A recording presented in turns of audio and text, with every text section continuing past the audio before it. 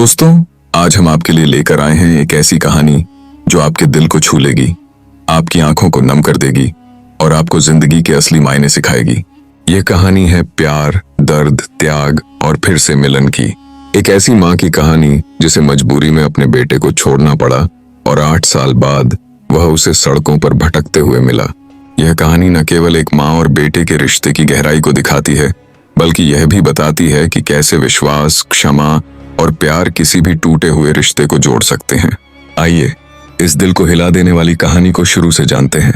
लेकिन कहानी में आगे बढ़ने से पहले आपसे निवेदन है कि इस वीडियो को लाइक करें, हमारे रियल लाइफ स्टोरी चैनल को सब्सक्राइब करें और बेल आइकन दबाएं ताकि हमारी हर नई कहानी आप तक सबसे पहले पहुंचे। यह कहानी है बिहार की राजधानी पटना की। सन 2017 की एक ठंडी नवंबर की सुबह, जब कोहरा शहर को अपनी चादर में लपेटे हुए था, रवि और उनकी पत्नी शालिनी अपनी पुरानी मारुति 800 कार में कदम कुआं की ओर निकले। रवि, एक 32 साल के मेहनती और सज्जन इंसान, कदम कुआं में अपनी छोटी सी कंप्यूटर की दुकान चलाते थे। उनकी दुकान में पुराने कंप्यूटरों की मरम्मत से लेकर सॉफ्टवेयर इंस्टॉलेशन तक का काम होता था। शालिनी 30 साल की एक हंसमुख और शिक्षित महिला, एक प्राइवेट स्कूल में टीचर थी। उस समय वह 6 महीने की गर्भवती थी और उनके चेहरे पर मां बनने की खुशी साफ झलकती थी। रवि और शालिनी की जिंदगी साधारण थी, लेकिन प्यार और विश्वास से भरी हुई। हर सुबह वे राजेंद्र नगर से अपनी कार में निकलते और रास्ते में हंसी मजाक करते हुए अपने दिन की शुरुआत करते। लेकिन कदम कुआं की रेड लाइट पर उनकी यह शांत जिंदगी कुछ पल के लिए रुक जाती। जैसे ही उनकी कार सिग्नल पर रुकती, कई बच्चे और भिखारी उनकी कार को घेर लेते। कोई पैसे मांगता, कोई शीशा साफ करने की कोशिश करता, तो कोई छोटी मोटी चीजें जैसे पेन, फूल या खिलौने बेचने आता। इनमें एक बच्चा था जिसका नाम था छोटू। छोटू की उम्र करीब 10-11 साल थी। उसका चेहरा इतना मासूम और आंखें इतनी चमकीली थीं कि कोई भी उसे देखकर मुस्कुरा देता। उसके छोटे छोटे हाथों में कभी रंग बिरंगे गुब्बारे होते, कभी सस्ते प्लास्टिक के पेन, तो कभी गुलाब के फूल। उसकी आवाज में एक भोलापन था जो हर किसी का दिल जीत लेता। एक दिन जब रवि और शालिनी की कार रेड लाइट पर रुकी, छोटू उनकी खिड़की के पास आया। उसने अपने छोटे से हाथ में 2 लाल गुब्बारे पकड़े हुए थे। आंटी, गुब्बारे ले लीजिए, बहुत अच्छे हैं, लाल और नीले, उसने अपनी मासूम मुस्कान के साथ कहा। शालिनी ने उसकी ओर देखा और हंसते हुए बोली, मैं गुब्बारे का क्या करूंगी छोटू, मेरे पास तो कोई बच्चा भी नहीं है जो इन्हें पसंद करे। छोटू ने तुरंत जवाब दिया, आंटी आपके बच्चे को दे देना, बच्चे को गुब्बारे बहुत पसंद होते हैं। शालिनी, जो अपने होने वाले बच्चे के सपनों में खोई रहती थी, हंस पड़ी। उसने कहा, मेरा बच्चा तो अभी आएगा, तब तक ये गुब्बारे फूट जाएंगे। छोटू ने अपनी मासूमियत से जवाब दिया, नहीं फूटेंगे आंटी, अगर आप इन्हें प्यार से रखेंगी तो ये हमेशा रहेंगे। उसकी यह बात शालिनी के दिल को छू गई। उसने 2 गुब्बारे खरीद लिए और चुपके से छोटू को 100 रुपए अतिरिक्त दे दिए। छोटू ने मुस्कुराकर कहा, आंटी आप बहुत अच्छी हैं, मैं रोज आपके लिए सबसे अच्छे गुब्बारे लाऊंगा। शालिनी ने हंसते हुए कहा, ठीक है छोटू, लेकिन तू भी अच्छे से पढ़ाई करना। इस मुलाकात के बाद छोटू और शालिनी की हर रेड लाइट पर बात होने लगी। कभी वह पेन बेचता, कभी खिलौना गाड़ियां, तो कभी गुलाब के फूल। शालिनी को उसकी मेहनत और मासूमियत बहुत पसंद थी। वह उससे कुछ न कुछ खरीद लेती और हमेशा कुछ रुपए अतिरिक्त दे देती। छोटू भी शालिनी को अच्छी आंटी कहकर बुलाने लगा। धीरे धीरे दोनों के बीच एक अनकहा रिश्ता बन गया। छोटू की जिंदगी उतनी मासूम नहीं थी जितना उसका चेहरा। वह फुलवारी शरीफ की झुग्गियों में अपनी दादी लक्ष्मी देवी और अपनी बुआ राधा के साथ रहता था। लक्ष्मी देवी एक बुजुर्ग महिला थी जिनकी उम्र करीब 65 साल थी। उनकी कमर झुक चुकी थी और वे अब मेहनत नहीं कर सकती थीं। उनकी आंखों में हमेशा एक दर्द छिपा रहता था, जैसे वे कोई पुराना बोझ ढो रही हों। छोटू की बुआ राधा एक 35 साल की मेहनती महिला थी जो फुलवारी शरीफ में एक छोटी सी किराने की दुकान चलाती थी। लेकिन उनकी कमाई इतनी कम थी कि घर का खर्च चलाना मुश्किल था। छोटू सुबह एक सरकारी स्कूल में पढ़ने जाता था। वहां वह अपनी कक्षा में सबसे होशियार बच्चों में से एक था, लेकिन दोपहर होते ही वह सड़कों पर सामान बेचने निकल पड़ता। उसकी छोटी सी कमाई से ही उसकी दादी की दवाइयां और घर का राशन आता था। राधा छोटू को अपने बच्चों की तरह प्यार करती थी, लेकिन वह भी आर्थिक तंगी से जूझ रही थी। उनके 2 छोटे बच्चे थे और उनकी अपनी जिम्मेदारियां थीं। छोटू की जिंदगी में एक और किरदार था, उसका दोस्त मंटू। मंटू भी छोटू की तरह सड़कों पर सामान बेचता था। दोनों दोस्त मिलकर रेड लाइट पर सामान बेचते, हंसी मजाक करते और एक दूसरे का हौसला बढ़ाते। मंटू छोटू से 1 साल बड़ा था और उसे बड़ा भाई मानता था। वह हमेशा छोटू को स्कूल की पढ़ाई पूरी करने के लिए प्रेरित करता। एक दिन जब छोटू ने मंटू को बताया कि अच्छी आंटी ने उसे किताबें और एक स्कूल बैग गिफ्ट किया, तो मंटू ने हंसते हुए कहा, छोटू तू तो बड़ा लकी है, ऐसी आंटी मुझे भी मिले तो मैं भी स्कूल जाऊं। शालिनी को छोटू की जिंदगी का यह दर्दनाक पहलू नहीं पता था। एक दिन जब उसने छोटू से पूछा, तुम स्कूल क्यों नहीं जाते छोटू, इस उम्र में तो पढ़ाई करनी चाहिए, तो छोटू ने हंसते हुए जवाब दिया, आंटी मैं सुबह स्कूल जाता हूँ, लेकिन दोपहर में काम करना पड़ता है, वरना दादी को दवा कौन ला कर देगा। शालिनी का दिल पसीज गया। उसने छोटू को कुछ किताबें, एक स्कूल बैग और कुछ कपड़े गिफ्ट किए। छोटू की आंखें चमक उठी। उसने कहा, आंटी आप मेरी माँ जैसी हैं। यह सुनकर शालिनी की आंखें नम हो गईं। उसे अपने अतीत की कुछ धुंधली यादें सताने लगीं। एक बच्चे की किलकारी, एक माँ का दर्द और एक मजबूरी की तस्वीर उसके मन में उभरने लगी, लेकिन उसने उन यादों को दबा दिया। वह नहीं चाहती थी कि उसका पुराना दर्द उसकी नई जिंदगी को प्रभावित करे। एक दिन नवंबर की एक ठंडी शाम को रवि और शालिनी की कार कदमकुआं की रेड लाइट पर रुकी। शालिनी ने छोटू को ढूंढा, लेकिन वह कहीं नहीं दिखा। उसका दिल बेचैन हो गया। वह हर उस बच्चे की ओर देखने लगी जो कार के पास आ रहा था। तभी मंटू और कुछ अन्य बच्चे दौड़कर आए और बोले, आंटी आप छोटू को ढूंढ रही हैं, उसका तो एक्सीडेंट हो गया। यह सुनते ही शालिनी के हाथ पैर ठंडे पड़ गए। उसने कांपती आवाज में पूछा, क्या हुआ, वह कहाँ है, ठीक तो है ना। मंटू ने रोते हुए बताया, आंटी छोटू सुबह फुलवारी शरीफ से सामान लेकर निकला था। रास्ते में एक तेज रफ्तार कार ने उसे टक्कर मार दी। उसकी हालत बहुत खराब है, उसे PMCH ले गए हैं। शालिनी का दिल बैठ गया। उसने तुरंत रवि से कहा, मुझे छोटू के पास जाना है, मेरा दिल नहीं मान रहा। रवि ने देखा कि शालिनी की हालत ठीक नहीं थी। वह गर्भवती थी और रवि को उसकी चिंता थी। फिर भी उन्होंने शालिनी को मंटू के साथ ऑटो में फुलवारी शरीफ जाने दिया और खुद दुकान चले गए। शालिनी ऑटो में बैठकर फुलवारी शरीफ की झुग्गियों में पहुंची। वहां एक टूटा फूटा घर था जहां लक्ष्मी देवी बैठी थीं, जो रो रही थीं। शालिनी ने उन्हें देखा और चौंक गई। वह लक्ष्मी देवी को पहचानती थी। अचानक लक्ष्मी देवी ने शालिनी को देखा और दहाड़े मारकर रोने लगी। वह बोली, शालिनी मैं तेरे बेटे को नहीं बचा सकी। शालिनी को जैसे बिजली का झटका लगा। वह कांपते हुए बोली, क्या कह रही हो माँ, छोटू मेरा बेटा। लक्ष्मी देवी ने रोते हुए कहा, हाँ शालिनी, छोटू तेरा बेटा है, तेरा वही बेटा जिसे तूने 8 साल पहले छोड़ा था। शालिनी की दुनिया उजड़ गई। वह अपनी छाती पीटने लगी और चीख कर बोली, मेरा बेटा 8 साल बाद मुझसे मिला और मैं उसे पहचान भी नहीं पाई।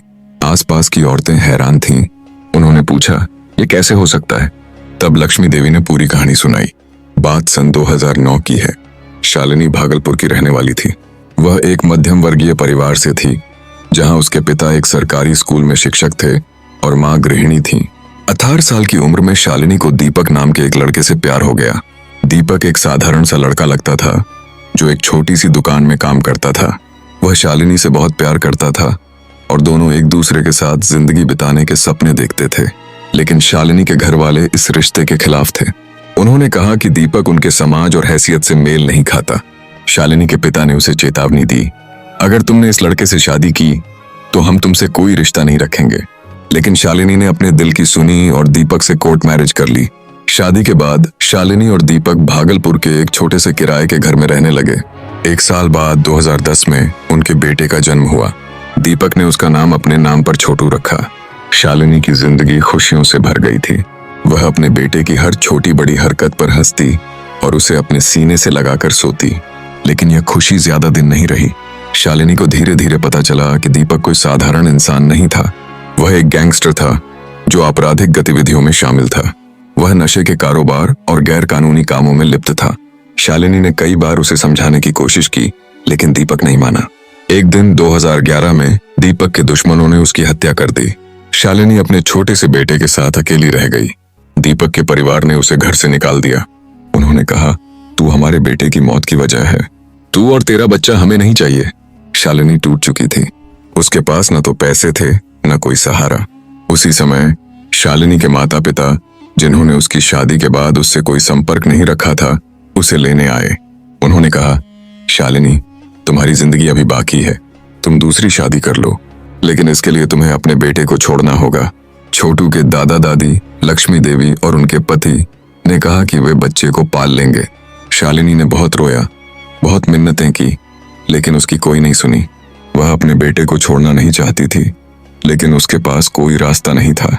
मजबूरी में उसने छोटू को अपनी सास लक्ष्मी देवी के हवाले कर दिया और अपने माता पिता के साथ चली गई। छोटू की जिंदगी में तूफान तब आया जब उसके दादा की मृत्यु हो गई। दीपक के परिवार ने छोटू और लक्ष्मी देवी को बोझ समझना शुरू कर दिया। लक्ष्मी देवी, जो अपने बेटे की मौत के दर्द से पहले ही टूट चुकी थीं, अब अपने पोते की जिम्मेदारी अकेले उठाने को मजबूर थीं। उन्होंने छोटू को लेकर अपनी बेटी राधा के पास फुलवारी शरीफ जाने का फैसला किया। राधा ने छोटू को अपने बच्चों की तरह पाला, लेकिन उनकी अपनी जिंदगी आसान नहीं थी। उनकी छोटी सी दुकान से जो कमाई होती वह उनके परिवार के लिए मुश्किल से काफी थी। छोटू, जो उस समय सिर्फ 6 साल का था, ने सड़कों पर सामान बेचना शुरू कर दिया। वह सुबह स्कूल जाता और दोपहर में रेड लाइट पर गुब्बारे, पेन और फूल बेचता। छोटू की जिंदगी में मंटू एकमात्र ऐसा दोस्त था जो उसका साथ देता था। मंटू की अपनी कहानी थी। उसके माता पिता नहीं थे और वह एक अनाथालय में रहता था, लेकिन वह छोटू को अपना छोटा भाई मानता था। दोनों मिलकर रेड लाइट पर काम करते और रात को एक दूसरे को अपनी छोटी छोटी खुशियां बांटते। मंटू अक्सर छोटू को कहता, छोटू, तू पढ़ाई में अच्छा है, तू बड़ा आदमी बनेगा। छोटू हंसकर जवाब देता, हाँ मंटू भैया, मैं डॉक्टर बनूंगा, फिर दादी की सारी दवाइयां मुफ्त में लाऊंगा। शालिनी, जब उसे पता चला कि छोटू उसका बेटा है, तुरंत पटना मेडिकल कॉलेज और अस्पताल PMCH पहुंची। वहां राधा ने बताया कि छोटू की हालत बहुत गंभीर है, वह कोमा में था और डॉक्टरों ने कहा था कि अगले 48 घंटे बहुत नाजुक हैं। शालिनी टूट चुकी थी। वह अपने बेटे के बिस्तर के पास बैठकर रोती रही और दुआ मांगती रही। राधा ने शालिनी को गले लगाया और कहा, शालिनी, मैंने छोटू को अपने बेटे की तरह पाला, लेकिन मैं उसे उसकी माँ का प्यार नहीं दे सकी। शालिनी रोते हुए बोली, मैंने उसे छोड़ा, लेकिन मैं उसे कभी भूल नहीं पाई। हर रात मैं उसके लिए रोती थी। मुझे नहीं पता था कि वह मेरे इतने करीब है। शालिनी ने रवि को फोन किया, लेकिन वह कुछ बता नहीं पाई। उसका गला रुंध गया और उसने फोन काट दिया। वह अस्पताल में रात दिन छोटू के पास रही। डॉक्टरों ने उसे बताया कि छोटू की रीढ़ की हड्डी में चोट आई है और अगर वह बच भी गया तो शायद उसे पूरी तरह ठीक होने में समय लगेगा। 3 दिन बाद छोटू को होश आया।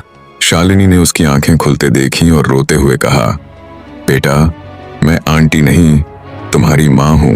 छोटू ने कमजोर आवाज में कहा, आंटी? माँ?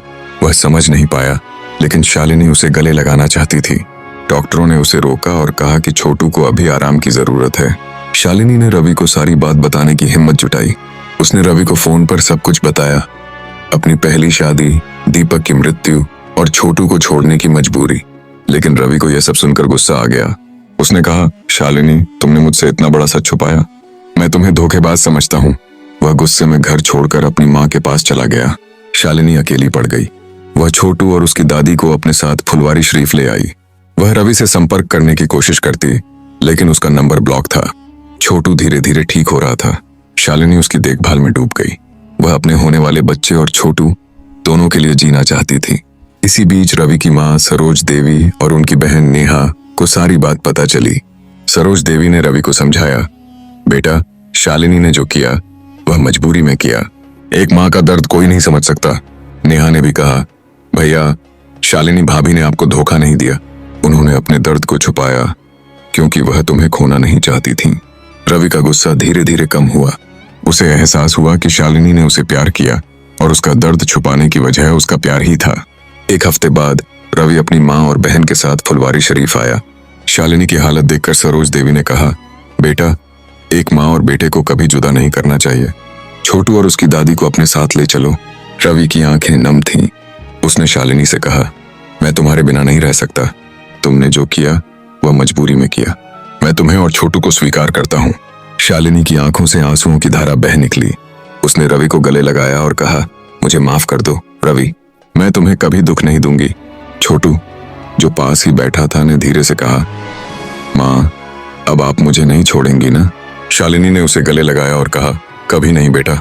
दोस्तों, सन 2018 में यह कहानी खत्म नहीं हुई। आज सन 2025 में 6 साल बीत चुके हैं। शालिनी ने एक बेटे को जन्म दिया जिसका नाम उन्होंने आरव रखा। फिर 2 साल बाद एक बेटी हुई जिसका नाम अनन्या है। आज रवि, शालिनी, छोटू, आरव, अनन्या और छोटू की दादी राजेंद्र नगर में एक खुशहाल परिवार के रूप में रहते हैं। छोटू अब एक अच्छे स्कूल में पढ़ता है और अपने क्लास में अव्वल आता है। उसकी बुआ राधा भी समय समय पर उनसे मिलने आती है। रवि ने अपनी दुकान को और बड़ा कर लिया है। शालिनी अब अपने स्कूल में प्रिंसिपल बन गई हैं। लक्ष्मी देवी अपने पोते पोतियों के साथ समय बिताती हैं और उनकी कहानियां सुनाती हैं। छोटू अब सपने देखता है कि वह बड़ा होकर डॉक्टर बनेगा ताकि वह उन लोगों की मदद कर सके जो गरीबी और बीमारी से जूझ रहे हैं। मंटू, उसका दोस्त, अब एक छोटी सी दुकान में काम करता है, लेकिन वह और छोटू आज भी दोस्त हैं। मंटू अक्सर छोटू से मिलने आता है और कहता है, छोटू, तूने मुझे सिखाया कि मेहनत और सपने जिंदगी बदल सकते हैं। दोस्तों, यह कहानी हमें सिखाती है कि एक माँ और बेटे का रिश्ता दुनिया का सबसे मजबूत रिश्ता है। कोई भी मजबूरी इस रिश्ते को तोड़ नहीं सकती। शालिनी और छोटू की कहानी हमें यह भी सिखाती है कि प्यार, विश्वास और क्षमा से हर रिश्ता मजबूत हो सकता है। रवि ने शालिनी को माफ किया और एक नया परिवार बनाया। यह कहानी हमें यह भी बताती है कि जिंदगी में दूसरा मौका हमेशा मिलता है, बशर्ते हम उसे स्वीकार करने की हिम्मत रखें। दोस्तों, इस कहानी को सुनाने का उद्देश्य किसी को परेशान करना या किसी की भावनाओं को ठेस पहुंचाना नहीं है। हमारा मकसद ना ही किसी जाति, धर्म, समुदाय या पेशे को गलत दिखाना है। इस कहानी का इकलौता उद्देश्य है आपको जागरूक और सचेत करना। अगर यह कहानी आपको पसंद आई तो हमारे रियल लाइफ स्टोरी चैनल को सब्सक्राइब करें, इस वीडियो को लाइक करें, अपने दोस्तों और परिवार के साथ शेयर करें। कमेंट में बताएं कि आपको यह कहानी कैसी लगी। हम मिलते हैं अगली वीडियो में एक नई कहानी के साथ। तब तक के लिए जय हिंद, जय भारत।